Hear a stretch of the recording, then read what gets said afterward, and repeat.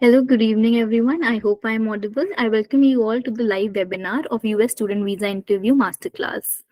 Also, we have three packages, that is bronze, silver, and gold. If you upgrade to silver and gold, you will get extra benefits like evaluated mock tests, expert university recommendations, dedicated counselor for entire application process, and so on. Also, we have free profile evaluation with our experts, comprehensive evaluation, university shortlisting, course recommendations, recommendation reports, and doubt clearance. Also, we conduct free Duolingo class, that is Monday to Friday, 6:30 to 7:30 p.m. and IELTS classes Monday to Friday, 7:30 to 8:30 p.m. It is a 4-week course, and live GRD classes Monday to Friday, 8:30 to 9:30 p.m. It is a 2-month course. You can contact us for further details. Also, our today's speaker is Mr. Jaideep Gurjarala. He's also the co-founder of Ubergrad as well as the alumnus of BITS Pilani at IIM-K. Mr. Jaideep is a graduate of IIM Kozhikode and BITS Pilani and was awarded the gold medal for his academic excellence at IIM. He worked with prestigious firms like BCG, Boston Consulting Group, and educational initiatives post his studies. Here are a few achievements. Yeah, thank you, Swati. So I'll take it over from here. Yep. So good evening, everyone. I hope you can see me, hear me. Just a quick confirmation, so I can start sharing my screen and continue with the session. Great, thank you, Anushka. So just give me a second. I'll also join my phone so that I could be able to see the chat. So before I start the session, I would be happy to give me a quick answer in the chat box, talking about whether you're going for spring or fall, like planning for fall, or already have a visa slot for spring, or looking for a spring 24 slots, so that it will help me to understand the type of audience I have and try to keep the session a little bit, in that sequence accordingly. Just give me a simple answer like spring 24 visa slot booked or waiting. Okay, we're looking for spring slot, Prano. Got it. Others, if you are yet to apply fall, okay. Thank you, Anushka. That's helpful.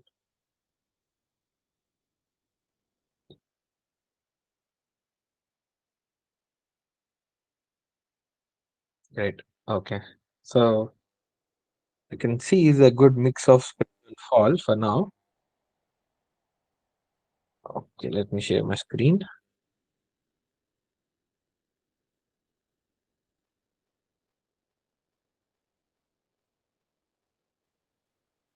So I hope you can see that the date is a bit off, but yeah, this is the session about the visa interview. So, a first point. So this one would be useful for people who are looking to go for USA for fall 24 or future, or people who are obviously looking for the spring 24 immediately.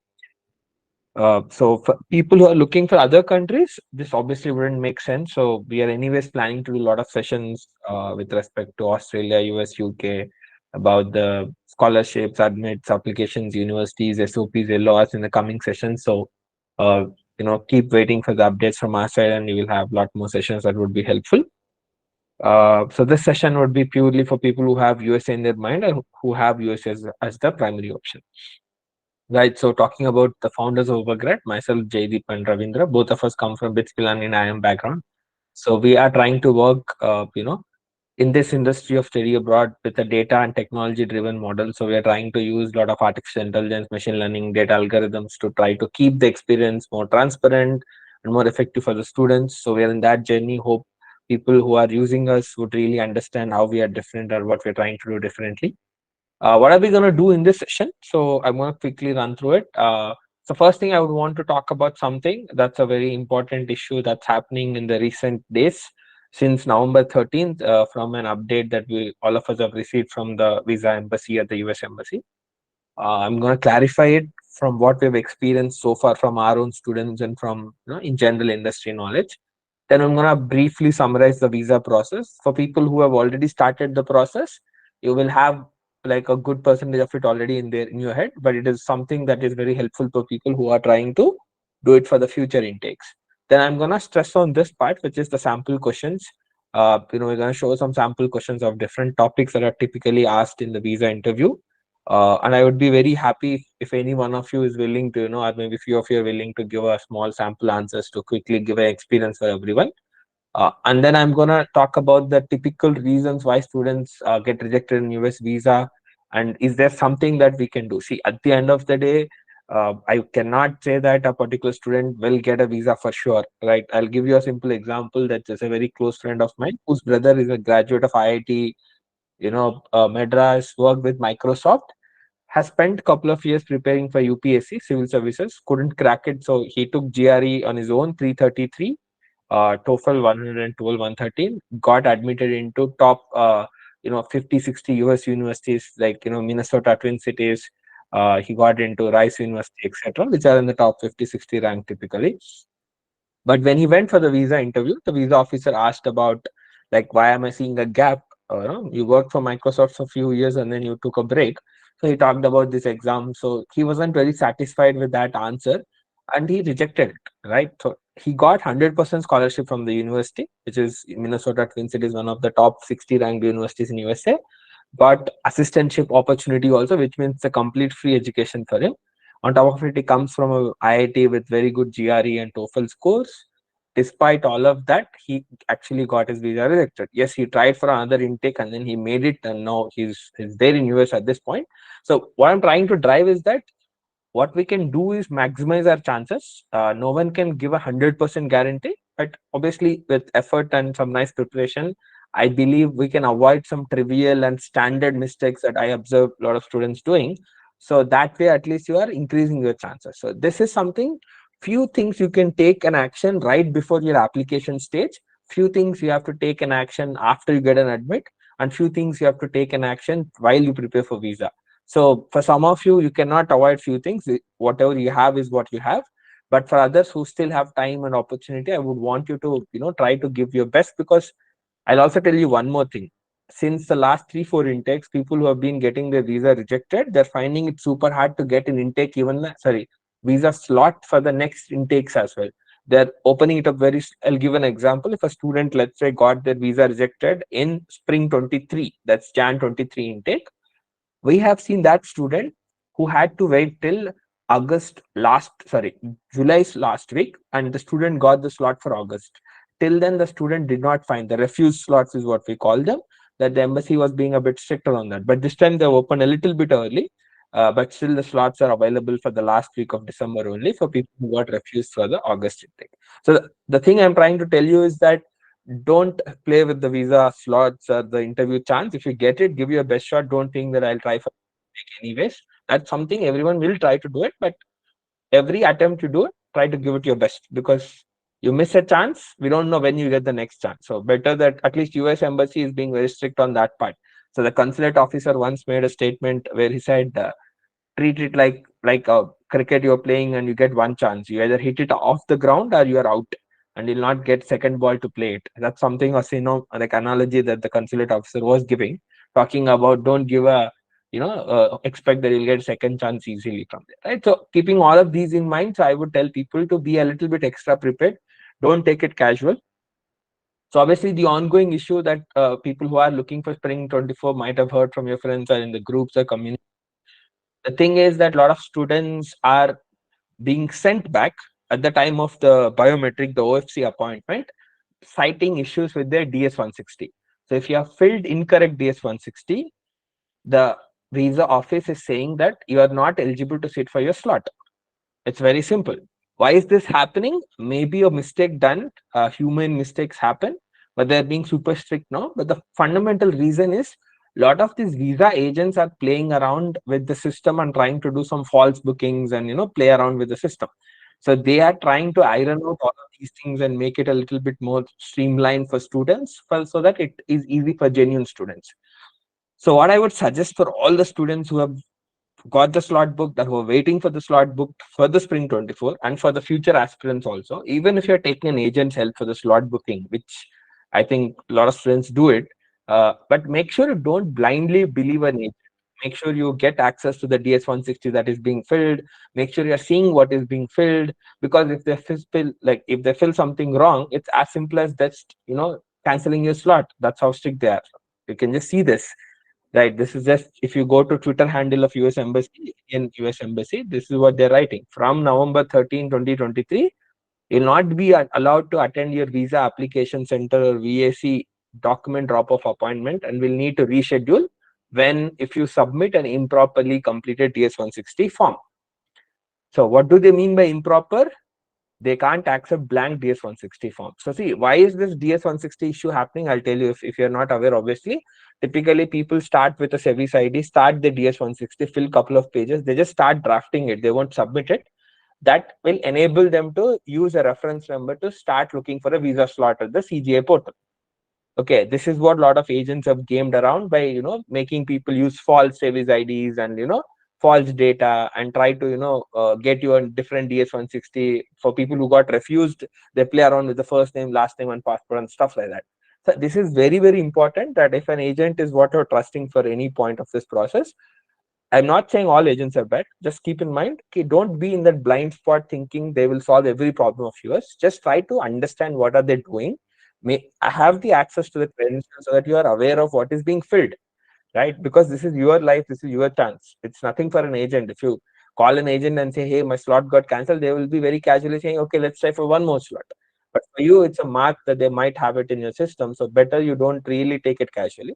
So you can see, right, filling someone else biographic data, the second point if you see here, right, filling some nonsense data, blank DS-160. All of these things are something that they are not accepting. Right, this is clearly what they've written. Why is this policy being implemented? They've written, see, visa agents, we are making it harder for visa agents to exploit the system. Improperly filled DS-160s create significant amount of work for officers, document drop off location, consulate teams. So they are trying to make it easier for students who are genuine. Right. So what is that they're talking about? See, you can edit something like, let's say I've entered passport number, but my passport has expired. I got a new passport number. Then obviously they're asking you to carry both the past and the present passport, show the proof that you got a new passport issued, get both of them taken to the biometric and the visa interview. But a lot of people, what they do, they use a false passport of someone else so that they can find a slot and book it. This is what agents do, I'm telling you. So don't let those things happen. Don't be so casual because they say, see, I have seen so much, don't worry, go ahead and take it. But these things actually can get you denied, right? If you got your address changed or change your job or marital status and all of that, you got anything changed in your name, then you have to show a proof. They're very simple. They're asking you to, show a proof. But what they actually can't accept is you can't have incorrect name, you can't have incorrect date of birth, you cannot have incorrect visa class, F1 visa, J1 visa, B1, B2 category of visas, your gender, your passport number. Again, I'm telling you, if passport number is different, you show both the passports. If you say this was my old passport number, this is my new, then they ask you to also show the old passport, because you should be having your old passport copy as well. So that's why don't play around with these things. If by chance any agent casually takes it, don't let it. So that's why my strong point is, every one of you be aware of what's happening with DS-160. That's what we do at Ubergrad for all our students, is that we encourage people to sit with the expert team, the DS visa drafting, DS-160 drafting team on a Google Meet. We'll share the screen. They will see whatever is filled at each and every step, so that they're aware of what's being filled, and that will avoid any possible mistake, and student is in clear picture of what's being filled. So don't be so casual about it. Make sure you are aware of what's being done.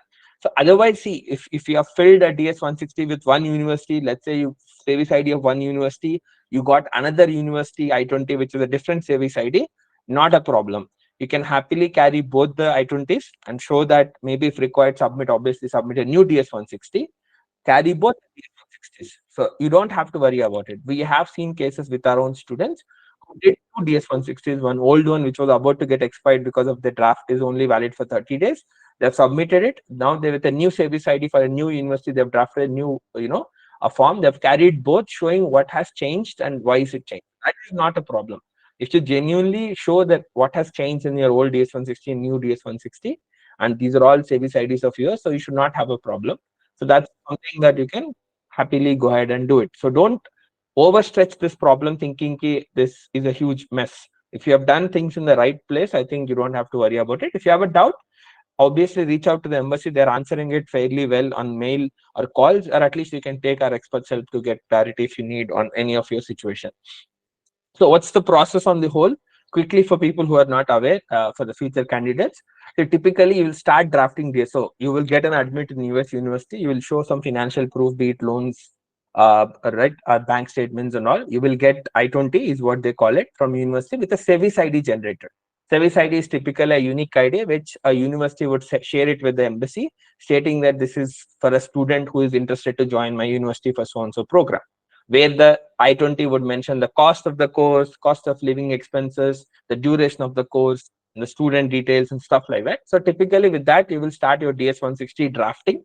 People don't submit it typically because they want to keep that open to make sure they have filled properly. But typically what students do, they start drafting. With that reference number, they can go ahead and start booking the visa and OFC appointments. Since the last intake, the fall, they've changed the portal, CGA portal. Now US Travel Docs or US Visa Scheduling is the new portal. Typically, you would pay that 15,600 rupees, around $185. You will be eligible to book an available slot in the 5 consulates that are there in India, like Hyderabad, Chennai, Delhi, Kolkata, and Mumbai. Again, some people tell me that some consulates are easier to crack and some consulates are not. So fundamentally, I would not agree with that. Again, everyone has their own way to look at it. So as long as you can get a slot, don't just avoid it thinking that I prefer a slot of one particular place only. Getting a slot itself seems to be a super lucky thing at this point of time. So don't let that belief that you can always book and look for rescheduling. If you get a chance, happily reschedule it. If not, please go ahead and honor it. So obviously you have a slot, then you have to pay SEVIS fee once with the appointment of drafting, submit DS-160. Obviously, then people will submit the DS-160. They'll pay SEVIS fee, which is around $350. A simple application form, not a big deal. Then they go for OFC, the biometrics, which is where this verifications are much more stricter now. It was not handled by VFS earlier, or it was only handled partially by VFS company, but now it's fully sort of a very good control given to them.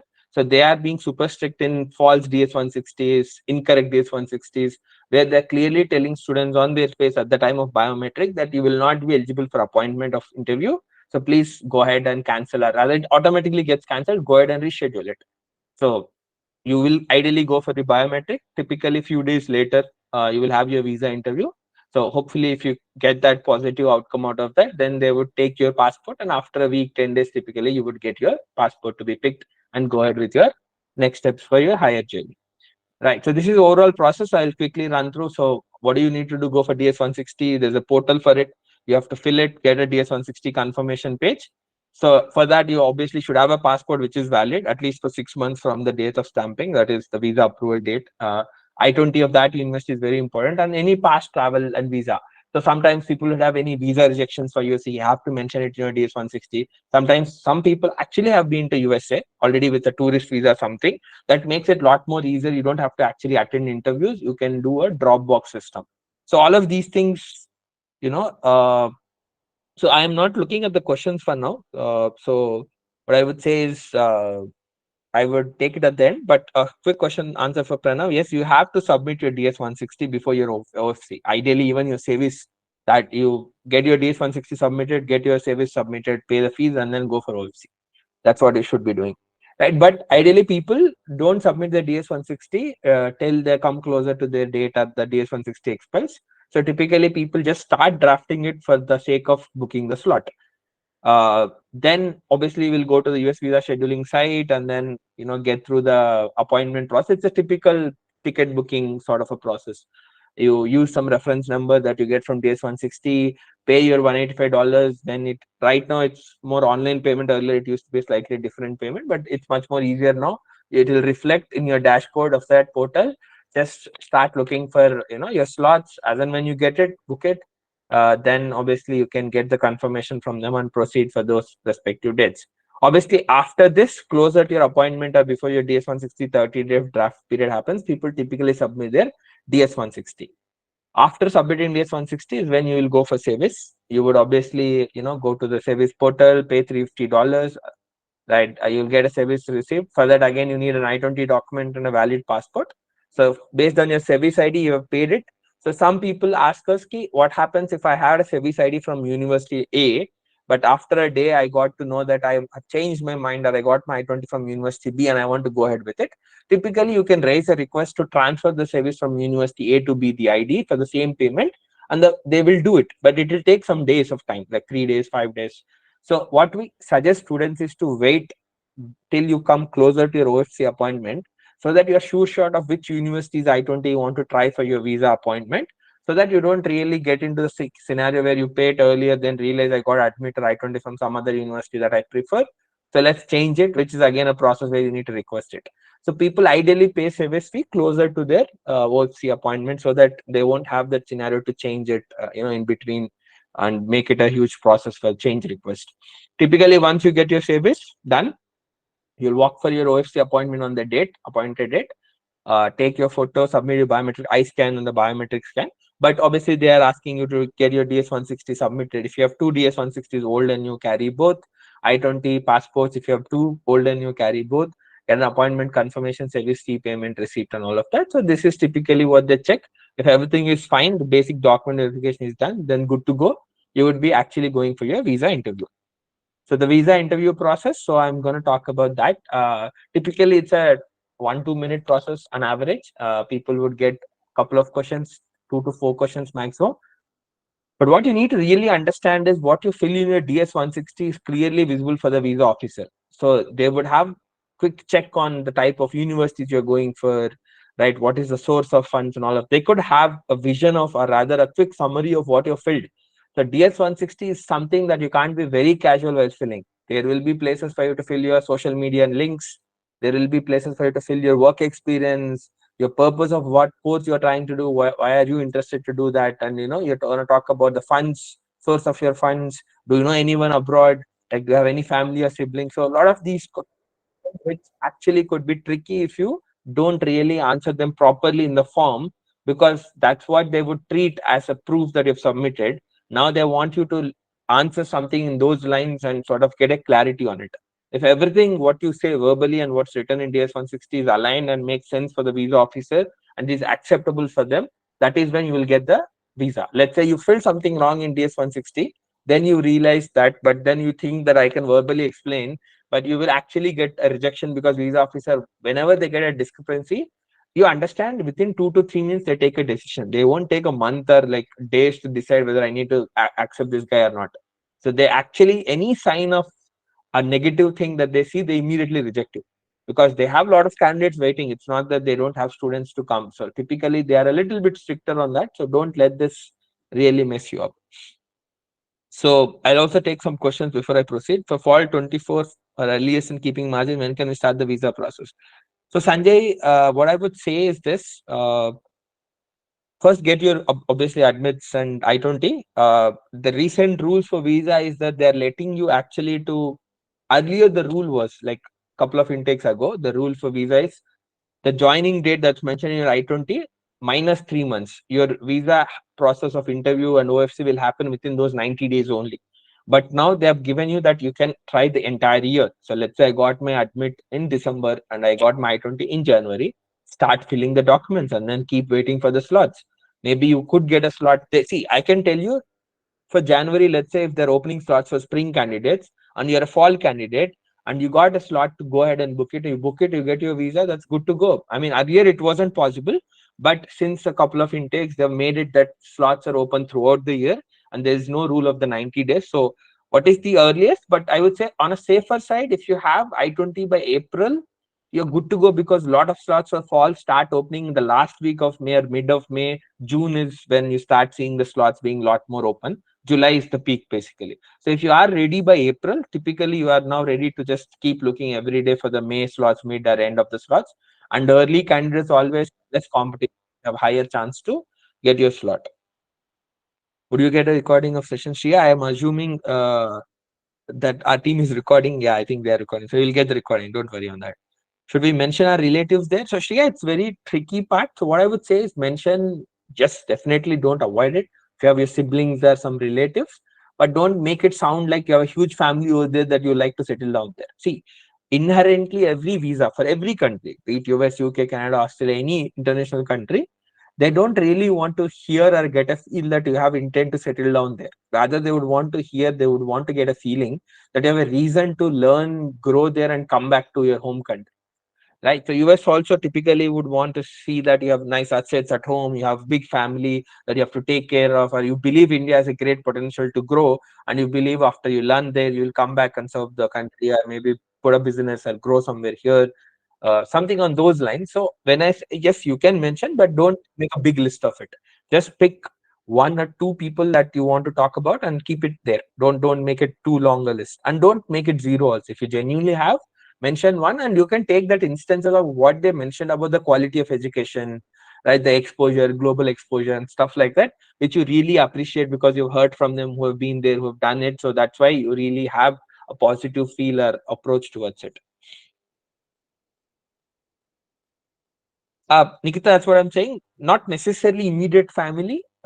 Even if it's a friend, let's say a senior, right? There's no harm in mentioning that. But I would say don't keep a big list, because you start talking about some long distance family, someone or the other obviously will be there for every one of us. So keep it limited to one or two people that you want to talk about, and then just try to talk about them like you know them, and then be it a family or friend, and they've talked good stuff about USA in terms of education, with respect to the experience, global experience, and stuff like that. Don't talk about that H1B is easy, or like they said the green card process going and it's easier and stuff like that. Don't talk about settling and stuff like that. Better we do that. Yes, Supriti, you can talk about your friends. If you don't have family, then I mean, like whoever is close for you, you can definitely talk about that. Okay, so let's continue with the session, and then I'll take up the questions again after the part. Uh, so the interview process typically, as I said, would be 2 minutes, 3 minutes sort of a session. Obviously, you would be asked quick questions, 3, 4 questions, and fundamentally the zone of questions would be. I'll also run through the types. Typically about your university and coursework, like what have you done undergrad, what are you trying to do in your masters, how do you see a connect? Because see, I know that quite a few students, irrespective of what they do, are going to try to settle down in computer science and analytics. Okay, that's major trend that we see, and we have been observing that people who are finding it hard to justify why they want to migrate definitely is the case where the rejection can happen, right? So let's say I did B pharmacy, or I did BSc physics or chemistry, and then agriculture, and then I'm trying to go for analytics.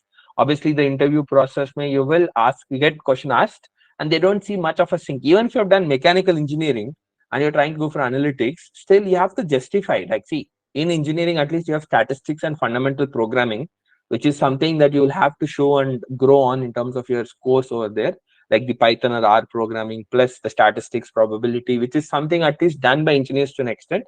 But it is much more better if you can talk about some experience or some online certification, some projects where you have used data, you worked on data. What is that it made you, feel that there's something that you're getting excited about and you believe there's a strong scope for it. Obviously, telling them that the career is good, the jobs are high, that's why I'm going for this course, wouldn't really justify that. So about the university and coursework, how much of a link it is to do with what you've done.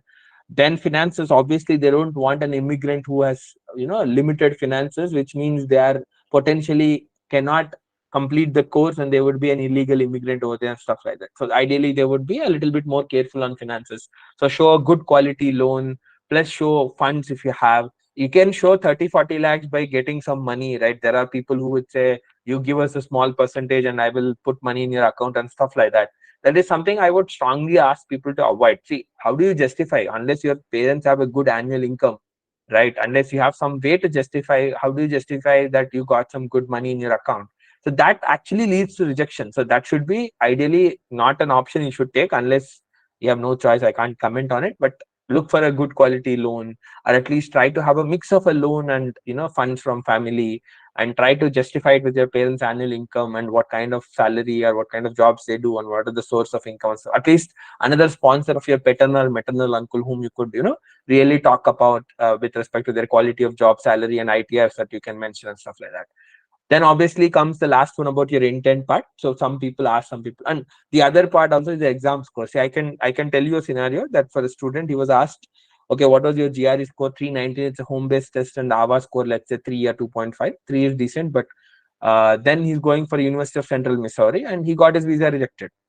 Probably that sort of sends an intent, or rather a point that, see, Central Missouri is a university which actually is somewhere around 290 sort of a GRE, and the profile that gets in there is at a different level from a guy who scored 320 in GRE. So typically, sometimes officers are also, see, not sometimes, see, I can guarantee tell you this, that the visa officers and embassy is clearly aware of the scam happening with GRE and TOEFL. So people can clearly identify your sectional scores if you have done something. Uh, let's say if you're genuinely have scammed on GRE and then you are not going to university which is requiring GRE, then just scrap it. Don't even mention about GRE anywhere. At least that will save you unnecessary headache. So when they ask you what kind of university you apply, choose ones which apply. Let's say you apply to 6, out of that 3 don't need GRE. Mention those 3, 4 only. You don't have to mention all 6. They wouldn't have a data of what all you applied for and stuff like that. But clearly they can see that 6.5 CG with 20 backlogs, and you have 320 GRE and 2.5 AVA, and let's say 6 of IELTS, or maybe 110 or 100 TOEFL, with speaking being 15, 16, writing being 18, 20. They can understand. Like, people are not that dumb, right? So at least try to cover it up to an extent if possible, if you have done something of that sort. So typically, what's the checklist? Uh, so you have these documents about your appointment letter, the DS-160 submission, then the fee receipt of your the visa slot, SEVIS fee receipt, actual I-20, and take a copy of it. If you have used 2 SEVIS IDs, 2 I-20s of 2 different universities or different DS-60s, carry both. For even DS-160 also carry both. Carry enough proofs to not have the problems if you've genuinely done things in a very proper manner. Valid passport, a passport photograph, obviously they have format, birth certificate. Then the academics, you also better carry your degree certificate, mark sheets, the IELTS, GRE, TOEFL, Duolingo scorecards if you have, resume. The this actually you might not need, but it's better you carry it, that at least you can use it as a reference if they ask you a specific question, that you can highlight it or show it. Any certification, project, research papers, if you mention any scholarships you achieved and stuff like that. And also the financial documents, obviously the affidavit from the sponsor, if you are showing savings or bank account of your parents. If you have any liquid assets, like be it in bank, FDs, mutual funds, deposits, try to show them that they will also add up to it. So because they are liquid assets, they do accept that it will be a good source of money, right? So sanction letter of loan, obviously a quality loan. If you have assets, that will also help you, because it shows that you have a good quality assets at home from a CA. That will help them to give a proof of intent to come back, and also have enough money to not really live an immigrant life over there. If you have, let's say, 5 crores in India, your family, why would you want to be an immigrant in that country serving in a gas station? But ideally be in India and have a better life. So unless you really don't show them anything, that sort of gives them a doubt. So better that you actually pull out as much as possible in all these things I've listed: liquid and illiquid assets from a CA, liquid assets from statements that prove that your parents and you have enough money to not really be a useless illegal immigrant in a foreign country. Obviously, the ITRs of, if it's like Form 16 and stuff like that, if you're showing for your parent as a sponsor or your uncle, proof of salary slips and stuff. This is basically for you to give a reason of, like, let's say, how do you think your father can fund you for further months, right? You've shown 30, 40 lakhs, but what if it is not enough? How will you sustain it? Let's say you've graduated in 2 years, but you're not getting a job, but you still have to sustain yourself till you get a job for OPT period. So they would obviously look for, how will you look for this particular, how will you fund it? So better you have a genuine document set that would justify that your parents have enough liquidity. I know not everyone would have it. Agriculture, at least agriculture income, show those passbooks so that you have lands, acres of land that you can highlight. Show the loan, quality of loan, like HDFC Credit, ICICI Bank, right? All the IDFCs or SBIs, whatever you can. That will really, at least Prodigy Empire to an extent, will actually add value. And the best part, if you have your own work experience and got some employment related salary slips, that shows even more a sense that this guy is actually a skilled guy who could get employed. So if he has a job, or he had a good job in India, so he would not be an illegal immigrant in USA. At least he would have enough skill to really do the course and get a job there, at least come back and do something good in India. He would not get stuck somewhere in that doldrums. So that's about the thing. Sample questions, I'm going to talk about it. So yeah, I'll maybe take a break here. This is one topic, and then we're gonna go about the potential reasons of rejection. That's the last topic, and we can end with that. So I've done with biometrics yesterday, and I have an interview at Mumbai on December 11th. I need to know whether the visa officer is aware of my admits and rejects, and what information is aware. See, Sairam, I can confidently tell you from the experience that we have been gathering over years, that the visa officer would not be aware of all the universities we applied. So there is no way that they can get information from the university. Let's say you apply to 6 universities, they would not be really aware of what all 6 you have applied. They would only go by what you said. But obviously, don't build a lie like outright, because see, my only point is this, that see, I don't know if they would really take an extent where, see, what is the way they can figure out? Simply, they would put a 221G, they would raise a question, they would say, I need further information. That's typically when they would give you to show proof of applying to universities that you've claimed. And then they can also reach out to universities and say, hey, have you got any application from so and so candidate? Obviously, it will take time. They have done it in terms of not applications, I would say, but proof of funds and certain aspects whenever they got a doubt. So that's what they call it, raising a query. They call it 221G, where you will be given a slip where you will say, okay, it's not a positive or a negative. They would say, we need some more information from you and we will process it from backend and we'll give you a decision. So probably if you have right things that you have answered and you can prove it with documents that they've asked, you will not have a problem. Even after some days, you will get your passport and visa approved for USA. So I have never come across a case where people were strict on the university's part. But what I would say is, don't let it that scenario that you claim like I applied for University of North Texas, but you have not really applied, and that is something that I would avoid. Let's say you apply to 10 6. You want to talk only about 3, talk only about those 3. That's fine. You only talk about 3 and say that, I think, is not a problem. If they ask, haven't you applied for any more? No, I've been more specific about it for certain reasons. So answer it, like the location or maybe the type of course or curriculum you wanted to do. So you found these 3 4 are good options for your profile. That's why you applied in a limited level. And if you don't get a good admit from it, you thought you will try for next intake. But luckily I got through this university and I'm trying to go out further. So that is okay. I would recommend people to hide few universities they've applied, got admitted or rejected, but don't just outright tell some other university that you've not applied.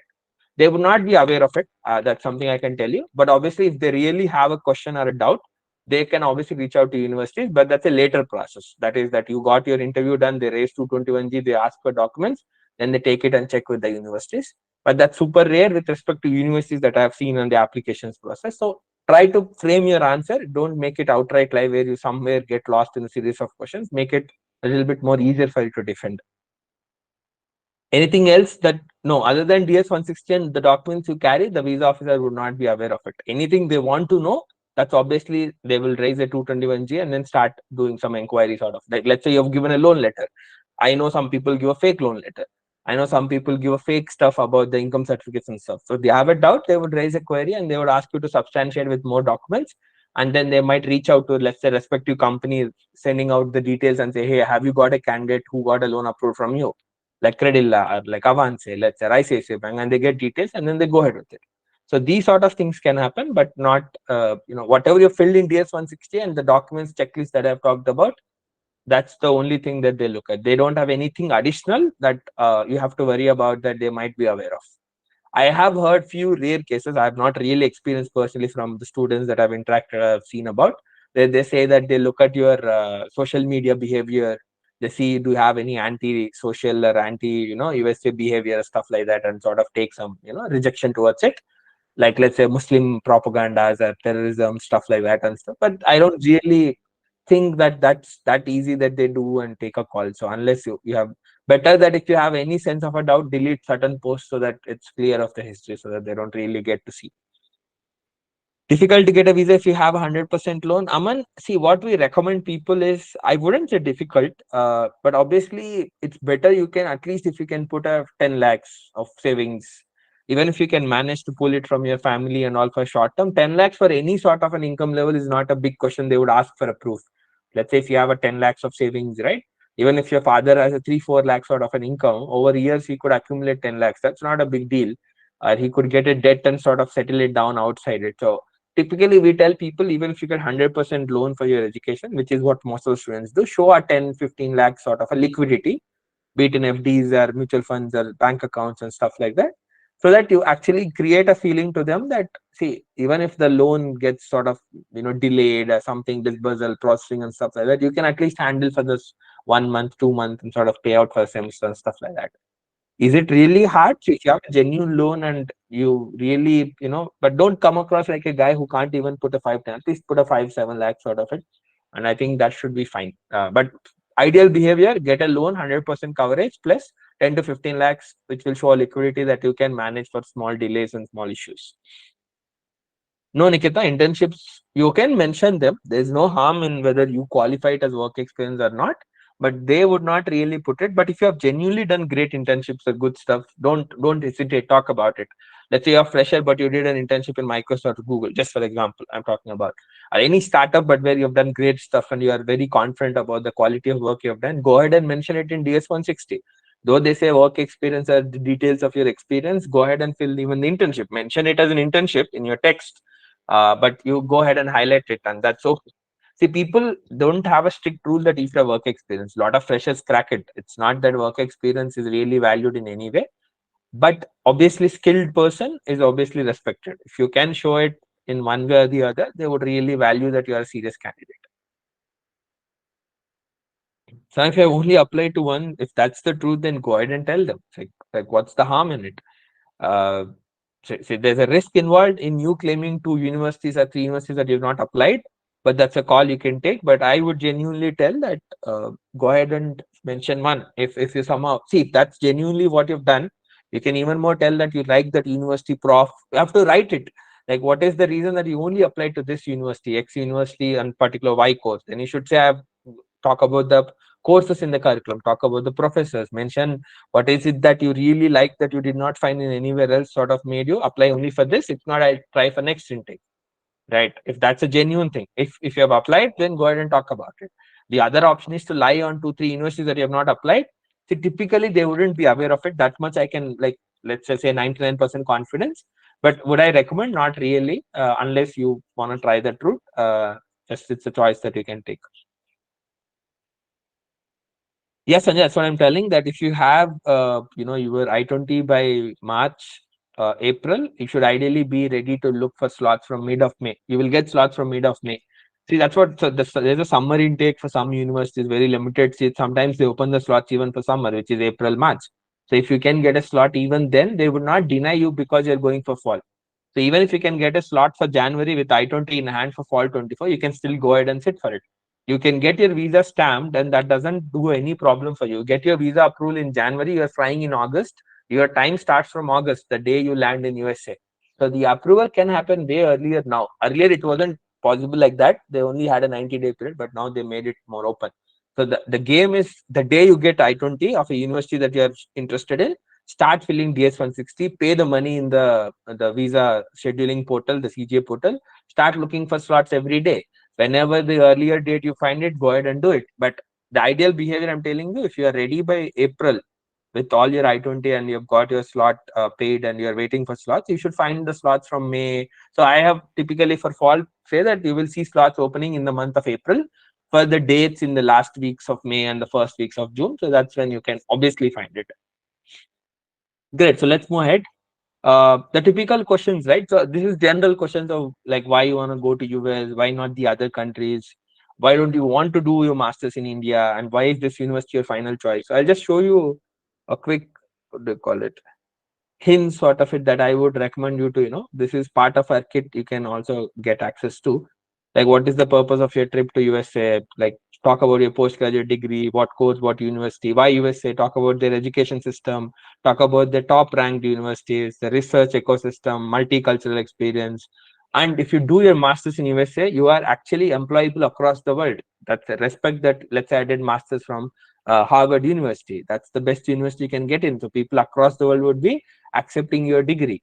Compared to, let's say I did my engineering from IIT, even then you find it hard to get a job outside India, right? Because the acceptance levels are different based on the type of university, the quality of university you're talking about. So again, why not UK, Australia, other similar? So about the US has the highest number of top ranked universities. US has the highest number of academic publications, the highest number of Fortune 500 companies, which basically means you get chance to work with top companies. Yes, you will say that for short period of time you will work because that's what OPT visa is for 3 more years. That's why you build experience and then you come back and start working in your country. But typically, the opportunity to work in top companies is the best chance that you really appreciate in USA. Why not in India? You don't have like a lot of premier institutes, flexibility of courses, or if you find some course, let's say bioinformatics. India, you hardly find someone offering the quality and the curriculum that you are expecting. Data science, artificial intelligence, machine learning. Again, you don't find it easily. Even analytics, business analytics courses is not that common in India to do a proper business analytics masters, right? So yes, a lot of IIMs and IITs are coming up with it, but it is still at an early stage in India compared to other, right? About university, you can talk about excellent reputation, rankings, faculty, pick a few professors, look at curriculum, talk about a couple of electives that you're really interested, talk about the research people are doing in that university. Sometimes it could be about the successful alumni, the university being in California, New York, New Jersey, which are the hubs of the jobs, are the top quality people to network around and learn from, stuff like that. So typically you have to build your answers on the basis of these questions. uh, then about your academics, as I told you, what course will you be pursuing and why? This is very, very important. Like as I told you, that you actually talk about what is the course you are applying and what is that you've done and how is there's a connection between it. Not everyone will have a connection, so you have to bring it at least non-academic. What I mean by that, your projects, your extra certifications, courses. If you have done nothing all your life, you have done is BSc agriculture and suddenly you're saying analytics, you'll obviously find it hard. Let's say I've done BSc physics or I've done B pharmacy and then I'm talking about computer science and analytics. So you have to understand that there's a good chance they'll reject you. At least create something, right? Coursera, edX. If you are for Fall 24, there's no harm at least to build some certifications. Give a reason why you sort of give a feel that you are interested, right? You have to prove it with some certificates, degree, something or the other. Just saying that I have the skill that I can learn anything, I have that intention to really learn, would not really give them confidence, right? About professors, research about professors, you have good academic scores but low GRE scores, or the other way around. You might also get a scenario that they say, hey, you have a great GRE score but low academic score. What is the reason? I have known a personal case where the student got rejected because they got a doubt that the student scammed in GRE. And they asked the student to come outside the line. They sort of 5, 6 officers have just walked around them, the student, and sort of stressed on it. And the student in pressure has accepted and they've obviously rejected the visa. So typically, we have asked the student to try again next time without or reattempted a GRE, which is slightly lower score, what is the genuine score, and then try for universities which accept with that or non-GRE level.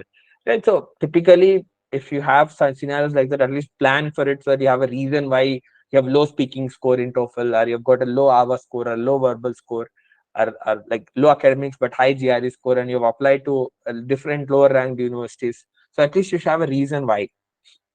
Backlogs, again, you have 25, 30 backlogs. So you don't fill it in your DS 160 or anywhere about your backlogs, but if they explicitly ask you, then I think in your grade sheets of your undergrad, if they ask for it, you have to tell, you can't lie about it. So if you by bad luck, if you have high backlogs and they ask for it, you're bad luck. I have personally seen a case where a student with 80 backlogs got through.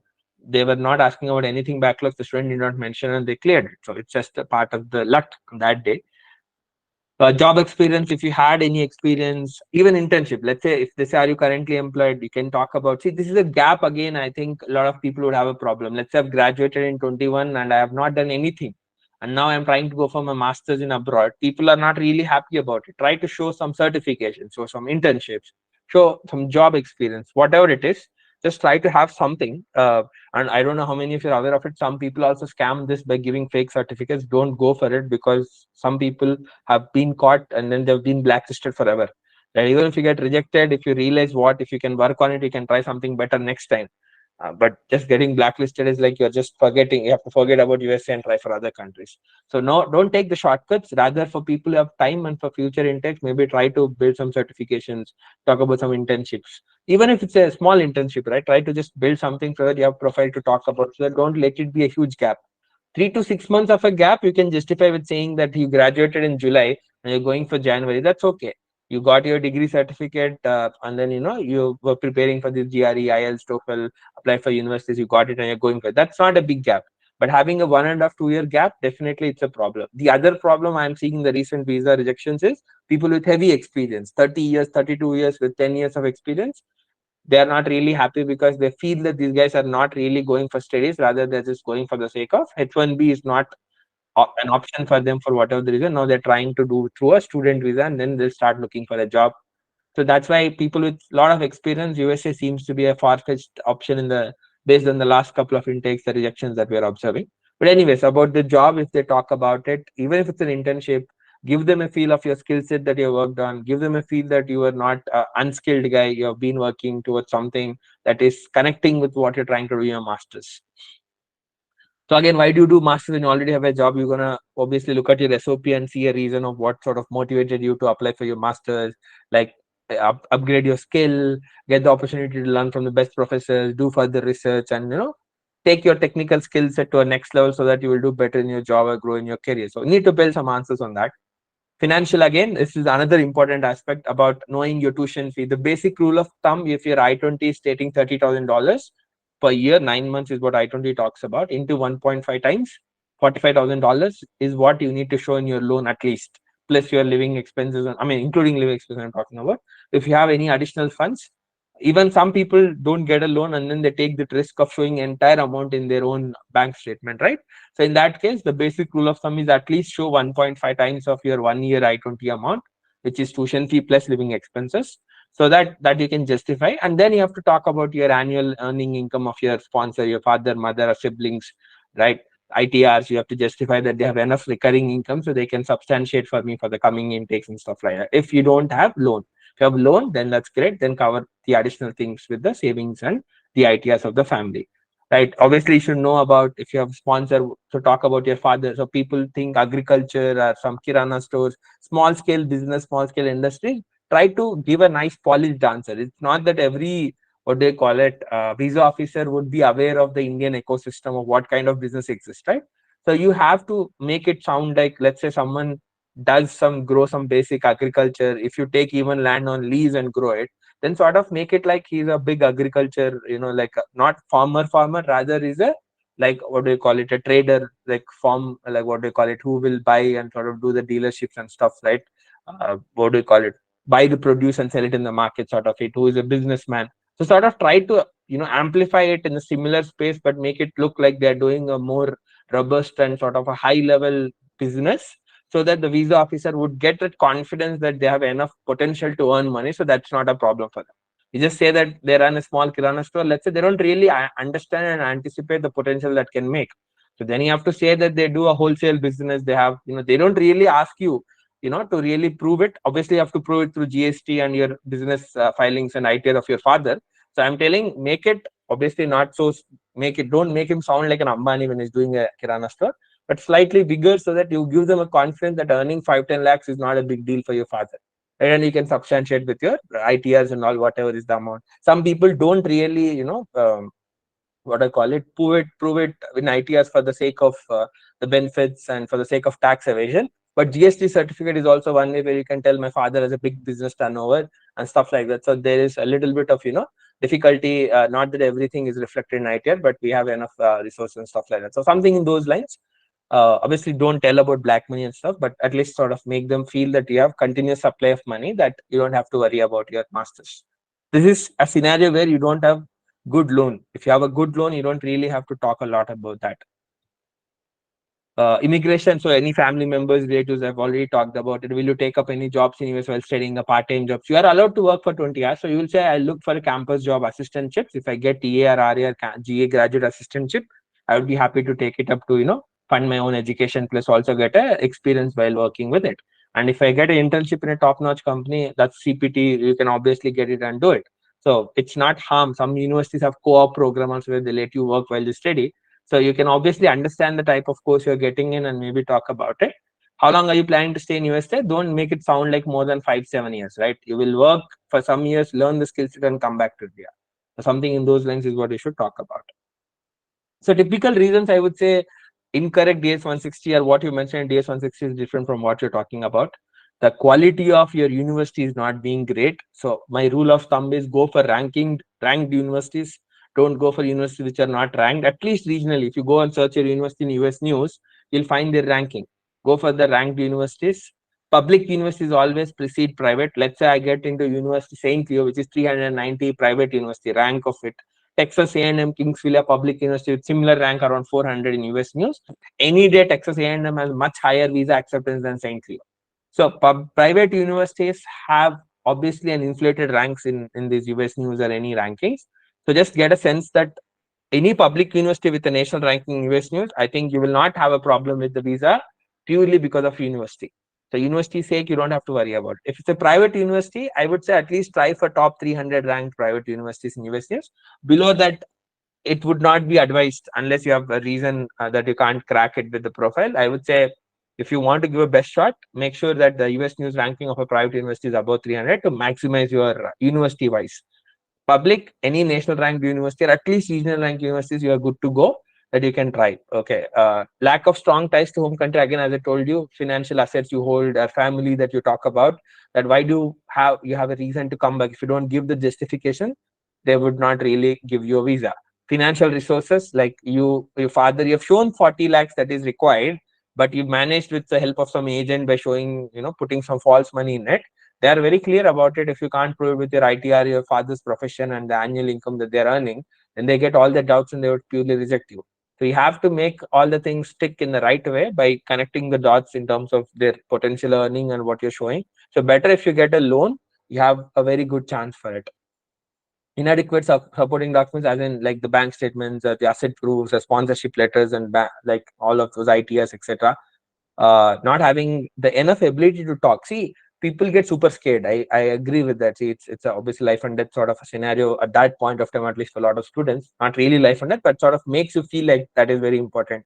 And it can change your life in either ways. So people have to try to be as confident as possible to answer it. See, at the end of the day, just because you're scared, visa officer wouldn't show any sympathy, right? So whatever you answer, at least be a confident one so that they understand what you're talking about. Don't make it in the worry or the panic mode. Don't mistalk, which means you don't make any sense. They don't understand what you're talking about. It creates a lot of doubt for them. So sort of prepare answers, rehearse, don't sound like by hearted, but as long as you can give a confident answer and that is making sense from the basic tips that we discussed so far, you should be in a good position. Right.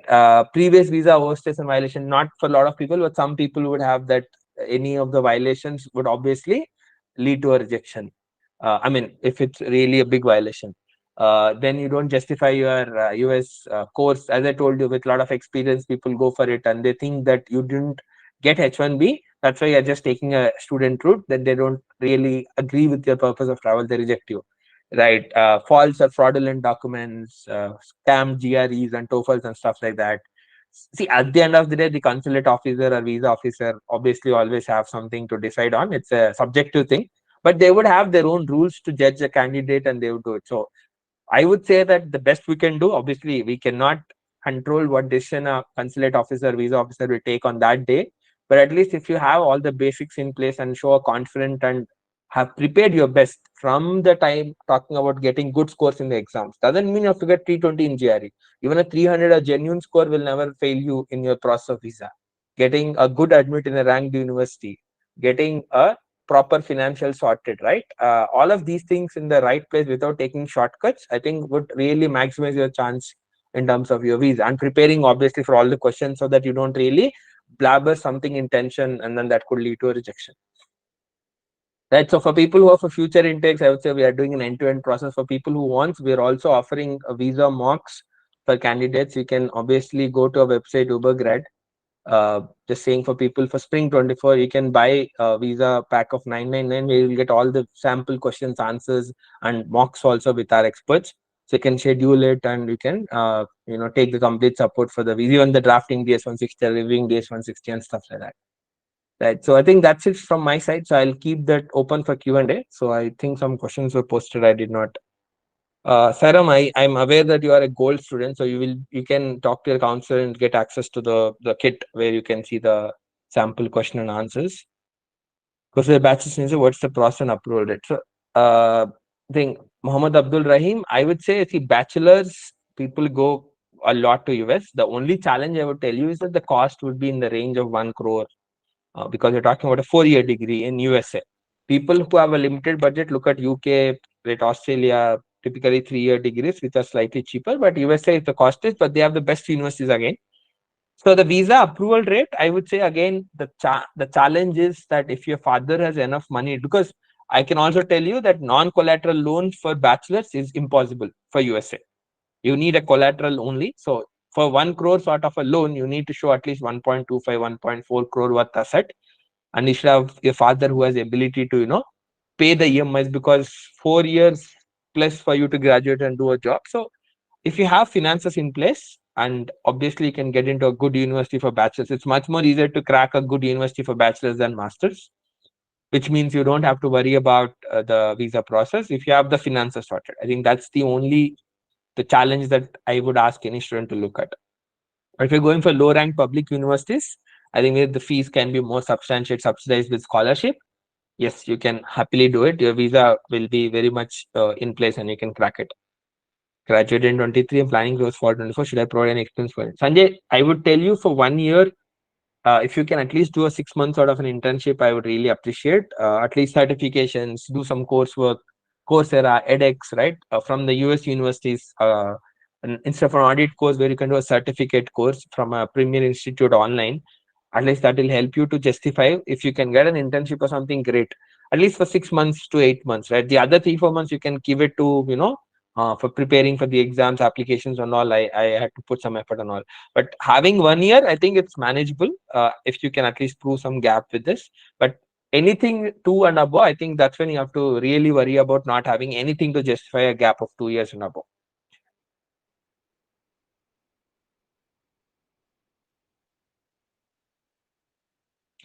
How do you answer a question, sorry, about their family being under friends, if the answer directly indicates that we plan to work, stay in that particular country? So, Nikita, that's what I'm saying. See, people really don't have a problem, the visa officer, if you intend to communicate that you plan to work for 3 to 5 years. There's a reason why they're giving you a 3 year work, I mean, the OPT period, the optional practical training, post your graduation, if it's a STEM course in USA, because they want you to experience the work culture there and opportunity. So you will also can try for H1B. That much is also not a problem. So typically, what I would say to any student is talk about learning for 2 years and then working for 3 to 5 years. That is a good experience that you can carry and come back to India and start working something big in India, right? You can have your family, doesn't matter, right? Family as in, let's say, your uncles, your aunts and stuff like that. You can always show your parents your financial assets, that you have a reason to come back, that I have aging parents, so I always have to come back and look at it. See, I would say that not many students are getting a lot of questions on the intent to come back, to be very frank. More or less they're also aware of it. The US officers are also aware that people are going for work. It's not really a joke that they, if they think that people are, everyone will go back to their country after graduating. It's just that if that question arises, that could be because they have a pretty much a doubt that you will not be a legitimate migrant. What I mean by legitimate, as in people who will do OPT, then H1B, it's all proper process. You get picked, you do it, otherwise you'll be asked to leave the country. But people with, despite their visa expiring, would hide and start working in gas stations and do illegal stuff. I mean, illegal stuff is work in a gas station or motel, for an Indian, which is not really paid as per the government norms and stuff. People who would actually, really just start their education and in a month they'll walk out and start looking for jobs illegally with the student visa itself. So they are more worried about those things. So I think no worries if you mention that your goal is to do, 3 to 5 years, you learn there and come back to India and then start working something big here, right? Even if you tell there are friends and families who are doing there, it's not really a big problem. If everyone has their choice, no, they are not kicking them out despite knowing that they're working there. So that's their own right. They've earned with H1Bs and green cards and all. So you don't have to worry about that part. Do they look at your GPA, GRE, IELTS scores? Aman, yes, they would definitely ask. So I can just take an instance of a student, of our own student, who had an interview a few days back. Couple of questions he had was, what is your GRE score, like individual sectional scores? And then like, okay, then why are you going for this university despite having a good GRE score? So he had to talk about his GPA being on the lowest side and stuff, and so whatever his profile with the budget wise and all that he picked, and then the visa officer was okay with it. So, but my point is, they would ask some questions where you might have to really show your GRE, GPILs and stuff like that. So yes, they would look at it. See, if you are getting into a good university and they find, see, you got into, let's say, Arizona State University, they know that the cutoff is high for it from GRE, IELTS, and GPA wise. You got in there, which automatically means that they have checked all of this, so they will not question you. But let's say you're going for University of Central Missouri, or maybe that's at least better. Let's say you're going for Trine University, for example. They would, at Golden Gate University, they would typically immediately ask you, like, what's your score? Like, why are you going for this university, a private university which is not even ranked? So then obviously they would really try to understand. And sometimes they clearly tell on your face that, see, your profile is good, you can try for better universities. So I'm rejecting your visa this time. Try your luck next time with a better university. I have seen cases where people got that response also. And same university may some people got the visa approved as well. So it is depending on the university, the visa officer judgment of the university. But that's why I'm telling you, go for public university and private in the top 300 of US news. Typically, the the majority of the visa officers have a strong consensus that you're going for a good university, so they will not question further on the university and your scores. So, Mohammed Muzamil, I think what you said, I can understand your profile, but it depends on what course you're going for. What is your bachelor's and what course you're going for your master's? Working in BPO is not a problem, but let's say you've done BCom something, honors, economics, let's say BSc economics or BCom, and then accounting or something, and then you've done in BPO, and then now you're going for MS in computer science or MS in analytics, then they don't see any connection over here. That's where the problem would come. So you have to connect. Let's say I've done mechanical engineering, I worked with people, that is still not a problem. And now I'm going for a master's in mechanical or let's say engineering management, industrial engineering, that is not a problem. Going for business, at least because I worked and I can try to highlight my experience as a business person in BPO. Though the role is obviously not a business role, you can at least talk about you have worked as a team lead or something or the other. So obviously they can't check with the company whether you're team lead or not. You can't really put a role which is not your role, but you can. I was a senior employee, but I was given an unofficial role of being a team lead. So you can always write in an SOPs and stuff like that to an extent. Don't make it an outright lie, but amplify. I didn't put a nice show with whatever you carry. That's what would decide. I'm going on BS and BCom degree. I don't know what is BS, Mohammed Muzammil. Is it Bachelor of Science and something? If I could say, if the visa officer asks why are you switching stream from triple to analytics? Vamshi, I think, see, triple to analytics, typically, if you have an experience somewhere, you saw that data has the power to influence the decisions in your work experience, you can highlight that. If you have any programming coding experience and you've done anything like on the business side, see, analytics can be talked about like you have realized the power of data and you believe that it has power to take good decisions at the top level. And you have, see, as an engineer by default, any coursework, you would have learned fundamental programming and mathematics and statistics, and that has been your strong set. Let's say you can always highlight that. Plus, you can talk about your experience or internships where you felt the power of data is there, and that's why that intrigued you to look at analytics. And if you have done any certifications on any of the data, like let's say Tableau or sort of basic visualization tools, to you have learned Python or R programming and NumPy, Pandas, you've worked on some projects, internship, anything, that's really great. As much as possible, try to build connection is what I'm telling. See, obviously it doesn't mean just because you have a risk of getting visa rejected, I'm not saying to go for some useless course that you don't like to do, even though that connects your profile, right? You will try to do what makes sense for your career, but try to connect as much as possible is what I'm trying to tell everyone. Okay, you're going for business analytics and you got BCom degree. So I think Muzamil, then you have to really build some answer on like where you've learned the power of data. At least, if not, at least try to show some certificates if you carry on where you've shown. See, how do you justify them? Just saying verbally that I want to go because I believe that I have skill to it wouldn't justify it. At least in the past 1 year or 6 months, you've shown some effort towards learning this course and you've shown affinity and you've shown that ability that you can learn things. People would have doubts on whether this guy is a right fit for that university. Like, I mean, the analytics course, especially. Have internship in AI and ML, cybersecurity, Python. Yeah, I think that I think Vamshi, you can definitely highlight your your AI ML and data science slash data analytics. Somewhere you get into that zone of where you believe data can be used to do some sort of it. They are not same, but at least you can show your strength towards coding and utilization of technology to solve the problems, and then you saw the power of data, and that's why you really want to try it. I think you have something to justify. So that's fairly good answer for it. How to select US University online? So Dhananjay, I was talking about like edX, Coursera's, right? So they actually show you online courses offered by the universities itself. I mean, not everything is free, but you'll get audited courses for free. Right? Then you have university certificates which are not free. So where you will find who is doing like who is offering this course. Duke University is offering this course, right? I mean, this is psychology, physiology, but you'll also find computer science and stuff like that, which is offered. See, John Hopkins University is the top 10 universities in US offering you business analytics with Excel.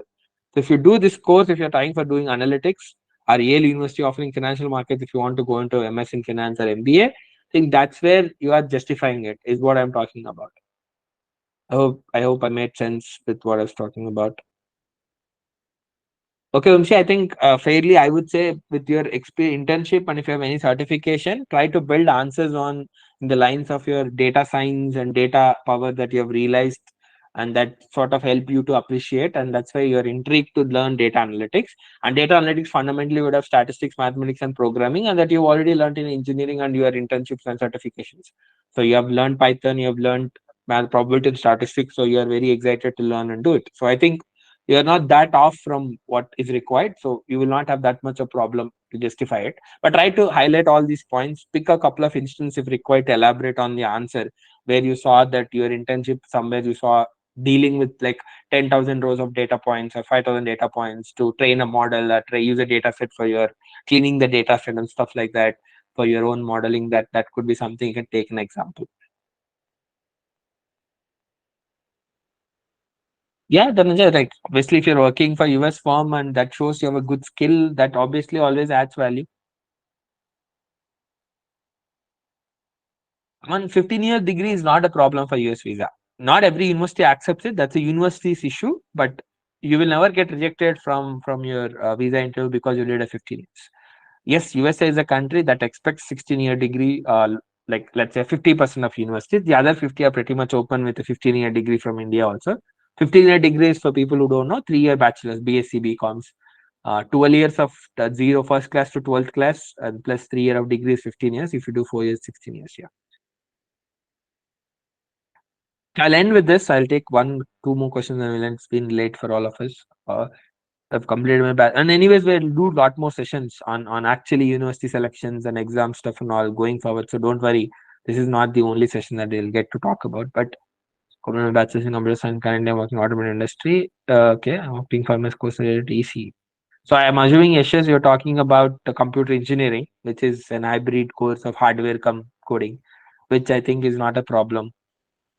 Irrespective of what industry you're working in, you're coming from computer science background, you're doing a coding role, so that should be fairly good thing. But just as I told you, go through the curriculum, pick the courses that would connect with what you've done in undergrad and the courses that you're really excited to work about, and what is your future aspiration. I think that should be a fairly good answer. You don't have to worry about it.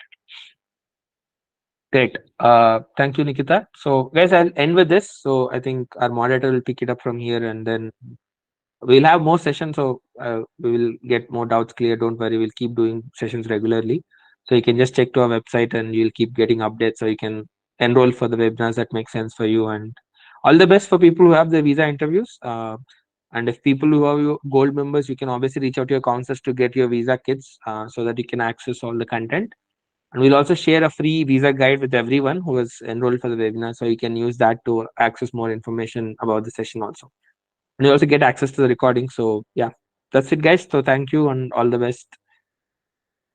And Smriti, you can just take over and wrap the session. Thank you. Yes, sir. Thank you, sir. Also, thank you so much, everyone, for attending today's session. And I would like to remind you about the GRE, IELTS, and Duolingo classes. Monday to Friday, they are conducted and they are free of cost, so you may attend. Thank you so much for attending the session.